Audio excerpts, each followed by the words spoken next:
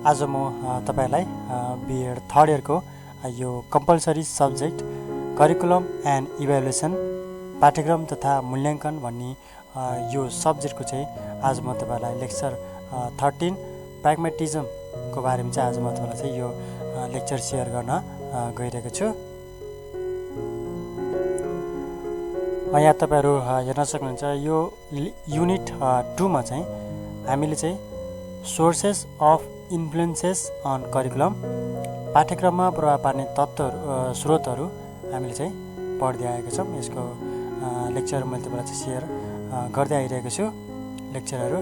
त्यसैगरी यहाँ चाहिँ सुरुमा चाहिँ मैले तपाईलाई ब्याकग्राउन्ड सेयर गरेँ, त्यसपछि philosophy, major learning theories, society, यो चाहिँ इन्फ्लुएन्सेस अन करिकुलम भन्ने यो कुराहरू मैले तपाईलाई सेयर गरेँ। त्यसैगरी फिलोसफी के हो भन्ने कुरा मैले तपाईलाई सेयर गरेँ।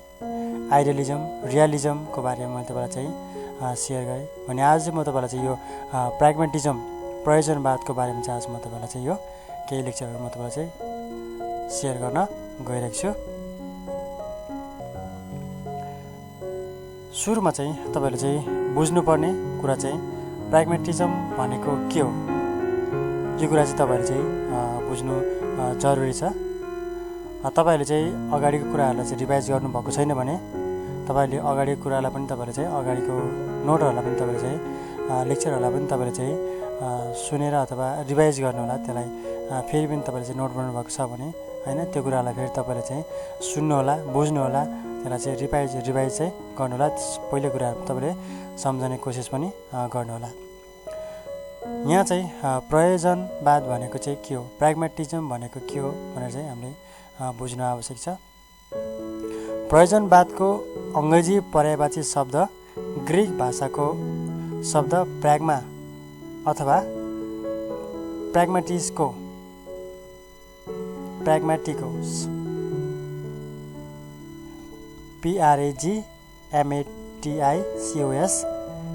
प्र्याग्मेटिकोस हुन्छ, जसको अर्थ अभ्यास वा उपयोग भन्ने चाहिँ हुन्छ। यस अर्थमा प्रयोजनवादलाई उपयोगवाद पनि भन्न सकिन्छ। यो एक बहुलवादी दर्शन हो। रस्कका अनुसार चाहिँ यसलाई निर्माणको अवस्थामा रहेको आदर्शवाद भनेका छन्। उनी विचार जगत निर्माणको अवस्थामा रहेको छ भन्दछन्। उनी विचार जगत सम्पूर्ण संसार परिवर्तनबाट नै शासित भइरहेको हुन्छ। फेरि यसलाई सुन्नुहोला। उनी विचार जगत, जुन चाहिँ विचार जगत छ, विचार जगत निर्माणको अवस्थामा रहेको छ भन्छन्। विचार जगत चाहिँ निर्माणको अवस्थामा चाहिँ विचार चाहिँ अझै पनि निर्माण चाहिँ हुँदैछ। यस दर्शनका अनुसार सत्य परिवर्तनशील हुन्छ। सत्य चाहिँ परिवर्तनशील हुन्छ। सम्पूर्ण संसार परिवर्तनबाट नै शासित भइरहेको छ। प्रसिद्ध दर्शनशास्त्री चार्ल्स पायर्सका अनुसार सत्य एक बगिरहेको नदी सरह हुन्छ, तर बगिरहेको नदीमा पहिलो पाइला पश्चात दोस्रो पाइला हालेमा पहिलो पाइलाले छोएको पानीलाई कहिले पनि भेटाउन सकिँदैन। तसर्थ मानिसले अनुभव गरेका प्रत्येक सत्य त्यसको वर्तमान अवस्थासँग मात्र सम्बन्धित हुन्छ। तसर्थ मानिसले कुनै पूर्ण स्थापित शाश्वत सत्यको प्राप्तिको सट्टा वर्तमानको सत्यलाई उपयोग गरी आफ्नो जीवन सुखमय बनाउन सक्नुपर्दछ। यस दर्शनअनुसार सत्य मानव निर्मित हुन्छ र मानिसले आफ्नो सत्यको आफै निर्माण गर्दछ। यस दर्शनले मानिसका जीवनको उद्देश्य पुराना विचारहरूलाई परिवर्तन गर्नुको सट्टा आफ्नो सामाजिक तथा भौतिक वातावरणसँग अन्तर्क्रिया गरेर आफ्नो मूल्यको आफै निर्माण गर्नु हो भन्ने कुरा व्यक्त गर्दछ। शिक्षा जीवनको तयारी नभएर स्वयं जीवन नै हो। सत्य परिवर्तनशील भएकोले शिक्षाको उद्देश्यहरूलाई पूर्ण निर्धारित गर्न सकिँदैन। जोन डिवेका अनुसार शिक्षाको कुनै उद्देश्य हुँदैन, उद्देश्य त मानिसको हुन्छ।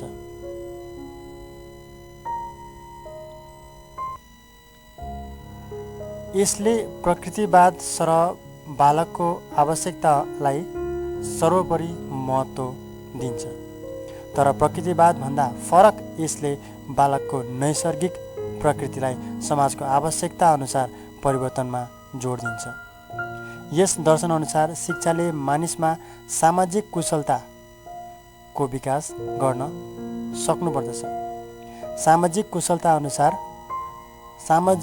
कुशलता अन्तर्गत आफ्नो वातावरणसँग सामञ्जस्य गर्न सक्ने योग्यता, आफ्ना मूल्यहरू निर्माण गर्न सक्ने योग्यता, जीविकोपार्जन गर्न सक्ने योग्यता आदि पर्दछन्।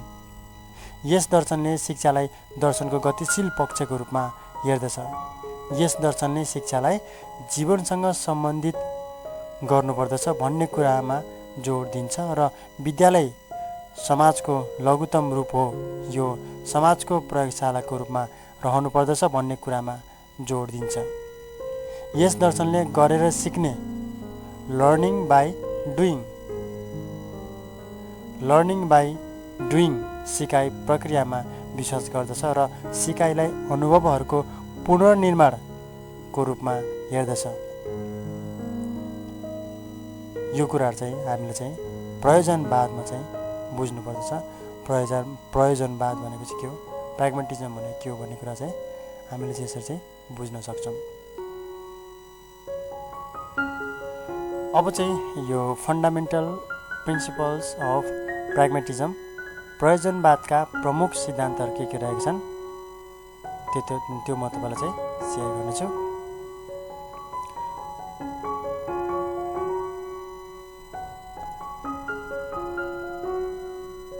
यो यहाँ चाहिँ मैले चाहिँ यो आधारभूत लेख्नुपर्ने फन्डामेन्टल, यहाँ चाहिँ तपाईँले चाहिँ यो आधारभूत गर्नु होला, प्रमुख छैन। आधारभूत प्रयोजनवादका आधारभूत सिद्धान्तहरू चाहिँ त्यो तपाईँले चाहिँ बुझ्नु होला। यसमा चाहिँ के सिद्धान्तहरू चाहिँ पर्दछन् अथवा यो सिद्धान्तले चाहिँ के भन्दछ, प्रयोजनवादका आधारभूत सिद्धान्तहरूले चाहिँ त्यो कुरा चाहिँ म तपाईँलाई चाहिँ सेयर गर्न गइरहेको छु। यसले चाहिँ सम्पूर्ण ब्रह्माण्ड विभिन्न विचार तथा तत्त्व तथा क्रियाहरू मिलेर बनेको छ। यसले चाहिँ भन्छ सम्पूर्ण ब्रह्माण्ड विभिन्न विचार तत्त्व तथा क्रियाहरू मिलेर बनेको छ। सम्पूर्ण ब्रह्माण्ड परिवर्तनद्वारा शासित छ, सत्य निर्माणको अवस्थामा छ र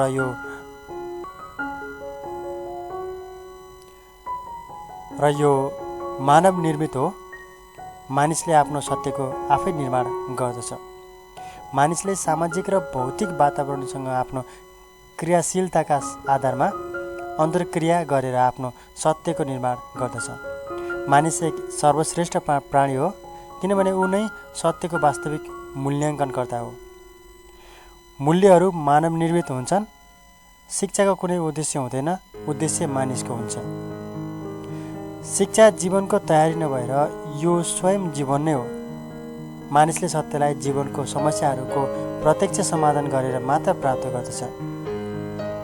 शिक्षाले मानिसलाई पूर्वनिर्धारित उद्देश्य प्राप्तिका लागि तयार गर्नुको सट्टा उसका यस्ता सामाजिक कुशलताको विकास हुनुपर्दछ जसद्वारा उसले आफ्नो वातावरणसँग सामञ्जस्य गर्न सकोस् र आफ्ना मूल्यहरू आफै निर्माण गर्न। अब चाहिँ म तपाईँलाई यो प्रयोजनवाद र पाठ्यक्रम एकअर्कामा कसरी सम्बन्धित छन् र प्रयोजनवादले चाहिँ पाठ्यक्रममा चाहिँ कसरी प्रभाव पार्दछ भन्ने कुरा चाहिँ सेयर गर्न गएको छु। यहाँ तपाईँले हेर्न सक्नुहुन्छ रुचिको सिद्धान्त, क्रियाशीलता र अनुभवको सिद्धान्त, उपयोगिताको सिद्धान्त, एकीकरणको सिद्धान्त। यो कुराहरूको कारणले गर्दा चाहिँ पाठ्यक्रममा प्रभाव पर्दछ। जुन कुरा चाहिँ प्रयोजनवादभित्र चाहिँ यो कुराहरू पर्दछन् र प्रयोजनवादले चाहिँ पाठ्यक्रमलाई प्रभाव पार्दछ। प्रयोजनवाद अनुसार शिक्षाको कुनै उद्देश्य हुँदैन। उद्देश्य विद्यार्थीको हुन्छ, तसर्थ यसका उद्देश्यहरू पूर्व निर्धारित गर्न सकिँदैन। यस दर्शनअनुसार शिक्षाको उद्देश्य पूर्व निर्धारित गर्न नसकिएकोले यसको पाठ्यक्रम पनि पूर्व निर्धारित हुन सक्दैन।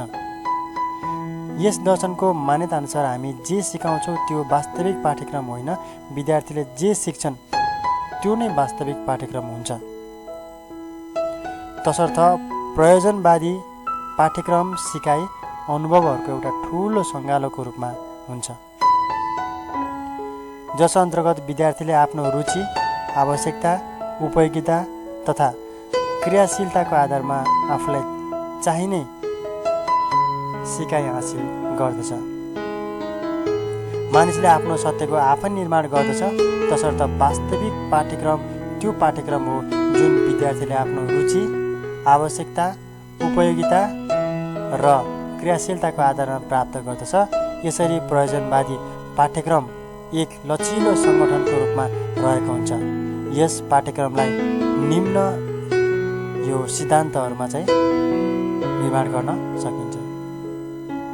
यो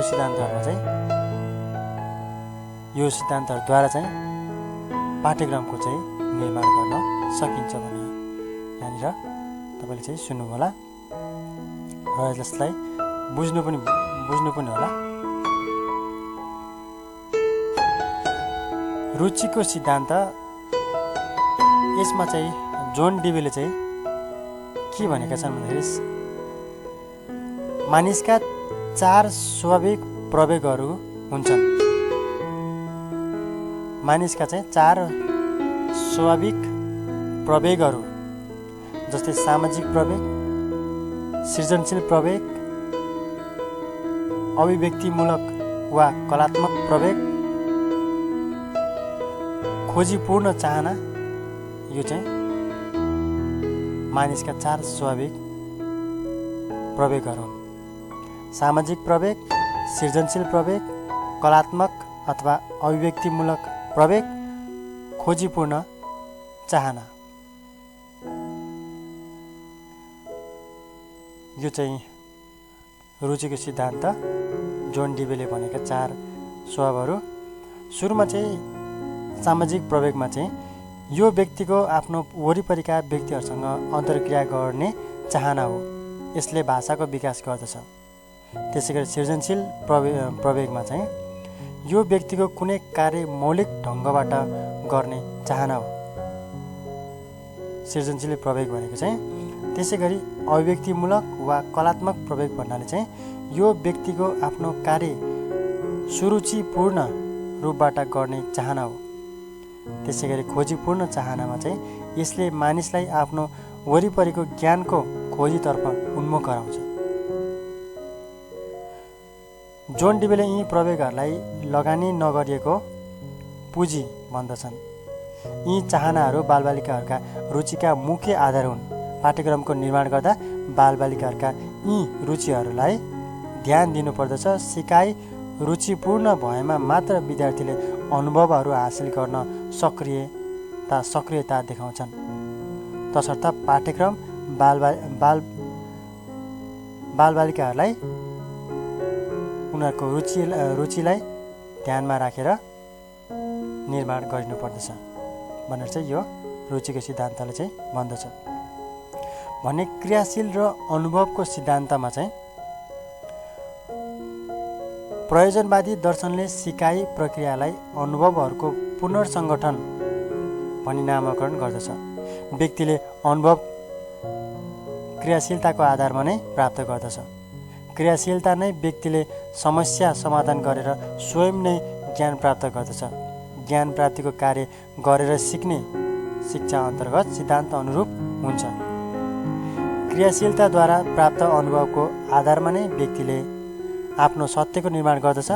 तसर्थ पाठ्यक्रमले विद्यार्थीहरूलाई उनीहरूको क्रियाशीलताको आधारमा अनुभवहरू प्रदान गर्ने कार्य गर्नुपर्दछ। यो क्रियाशीलता र अनुभवको सिद्धान्त अनुसार चाहिँ उनीहरूको क्रियाशीलताको आधारमा बालबालिकाहरूको विद्यार्थीहरूको क्रियाशीलताको आधारमा अनुभवहरू प्रदान गर्ने कार्य गर्नुपर्दछ। त्यसैगरी उपयोगिताको सिद्धान्तमा चाहिँ पाठ्यक्रमद्वारा प्रदान गरिने सिकाइ प्रयोजनपूर्ण हुनुपर्दछ। प्रयोजनवादी धारणा अनुसार सत्य त्यो हो जुन उपयोगी हुन्छ। मानिसले आफ्नो आवश्यकता तथा उपयोगिताको आधारमा नै सत्यहरू प्राप्त गर्दछ। उसले आफूलाई आवश्यक नभएको अथवा आफूलाई उपयोगी नभएको ज्ञान प्राप्त हुँदैन।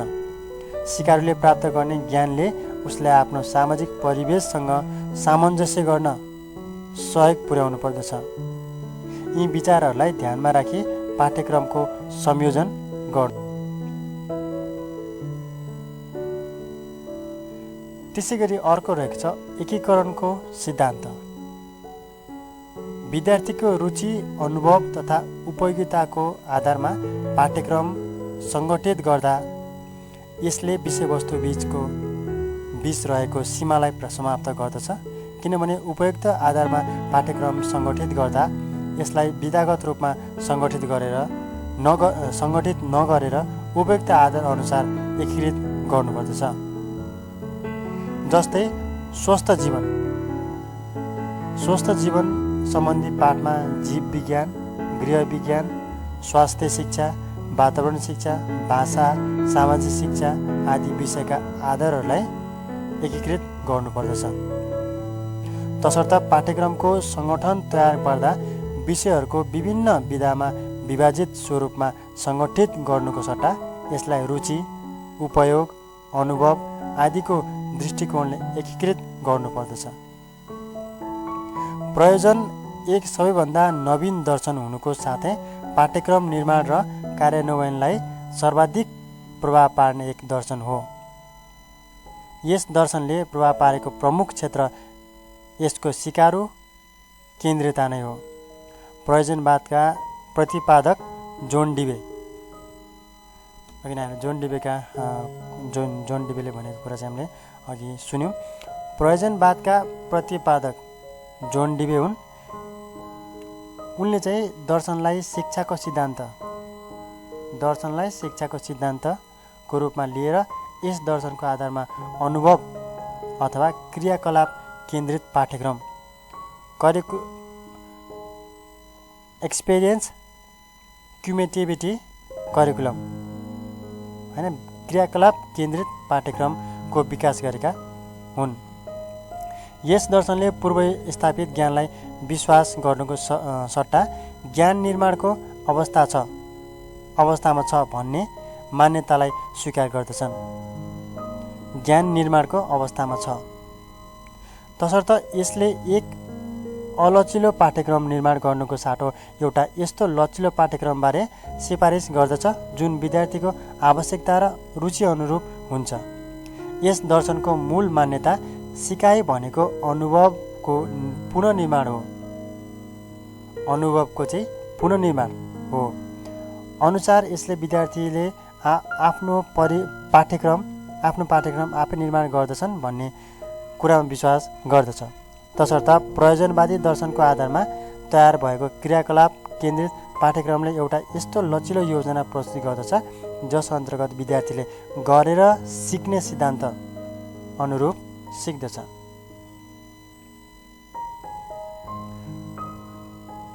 अन्तमा चाहिँ प्रयोजनवादले विद्यार्थीलाई सुनिश्चित विषयवस्तु दिनुको साटो यस्तो सिकाइ अनुभवहरू प्रदान गर्ने सिफारिस गर्दछ जसमा विद्यार्थीले आफ्नो रुचि, आवश्यकता र उपयोगिताको आधारमा आफ्नो ज्ञानको आफै निर्माण गर्दछ। यस दर्शनबाट नै प्रभावित भएर राल्फ डब्ल्यू टेलरले आफ्नो पाठ्यक्रम ढाँचामा सिकाइ अनुभव भन्ने तत्त्व समावेश गरेका छन्। यस दर्शनको प्रभाव सबै आधुनिक पाठ्यक्रममा पाइन्छ र यसले पाठ्यक्रमलाई विद्यार्थी केन्द्रित बनाउनमा विशेष योगदान गरेको छ। यो चाहिँ रहेको थियो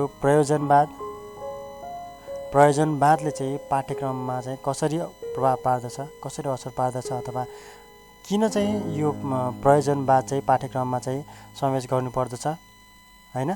प्रयोजनवाद यो कुराहरू चाहिँ प्रयोजनवादभित्र पर्दछ र यो जुन दर्शन छ यो दर्शन चाहिँ पाठ्यक्रममा चाहिँ समावेश गर्नुपर्दछ। भनेर चाहिँ भनिएको छ। हरेक दर्शन हामीले योभन्दा अगाडि दुईवटा दर्शनहरू चाहिँ हामीले चाहिँ पढिसकेका छौँ। त्यो चाहिँ मैले तपाईँलाई त्यो कुरा सेयर गरिसकेको छु।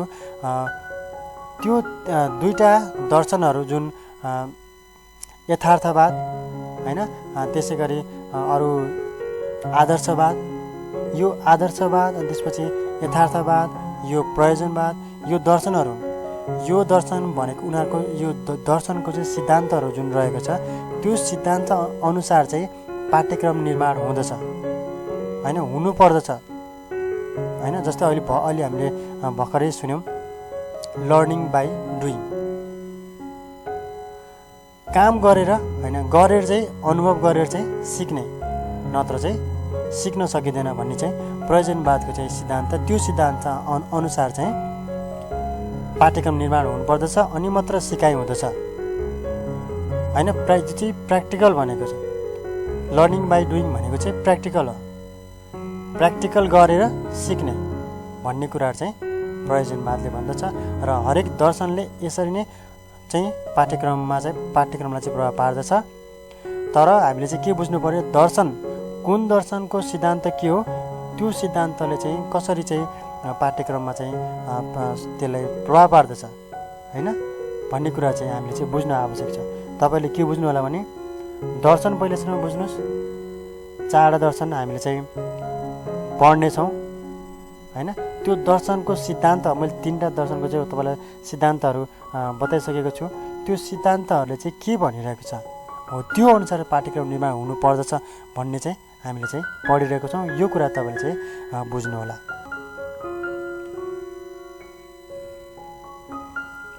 हुन्छ, आजलाई यति नै। मैले तपाईँहरूलाई यो प्र्याग्मेटिजम जुन चाहिँ फिलोसफी रहेको छ, यो फिलोसफी रहेको छ, यसको मैले तपाईँलाई प्र्याग्मेटिजम प्रयोजनवादको चाहिँ मैले तपाईँलाई चाहिँ आज लेक्चर सेयर गरेँ। तपाईँले चाहिँ ध्यान दिएर सुन्नुहोला र त्यसलाई सकेसम्म तपाईँले चाहिँ सबै कुराहरू तपाईँले चाहिँ नोट गर्नु भने फेरि अब ठुलो किताबै बन्ला होइन, बुकै बन्ला। तर तपाईँले चाहिँ त्यसबाट चाहिँ मेन ठ्याक्क बुझेको कुरा चाहिँ होइन, बुझेको कुराहरू तपाईँले चाहिँ नोट गर्न सक्नुहुन्छ। बुझेको कुरा त तपाईँले अब धेरै पनि हुनसक्छ होइन, धेरै जति त्यो तपाईँले चाहिँ लेख्दै जानुहुन्छ होइन, त्यसलाई चाहिँ तपाईँले एक्सप्लेन गर्दै जानुहुन्छ, त्यति नै तपाईँले चाहिँ बुझ्नुहुन्छ। तर मेन कुराहरू चाहिँ म तपाईँलाई पछि सेयर गर्ने नै छु।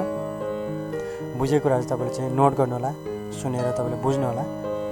र हुन्छ, आजलाई यति नै। आउने समयमा अरू बाँकी रहेको म तपाईँलाई चाहिँ सेयर गर्ने नै छु। अझ हामीले यो कुराहरू चाहिँ हामीले चाहिँ पढ्ने नै छौँ। म तपाईँलाई यो कुराहरूको लेक्चर म तपाईँलाई सेयर गर्ने नै छु। तबसम्म चाहिँ तपाईँले चाहिँ मेरो भिडियोलाई लाइक गरिदिनु होला, सेयर गरिदिनु होला र मेरो च्यानललाई तपाईँले सब्सक्राइब गर्नुभएको छैन भने मेरो च्यानललाई तपाईँले सब्सक्राइब पनि गरिदिनु होला।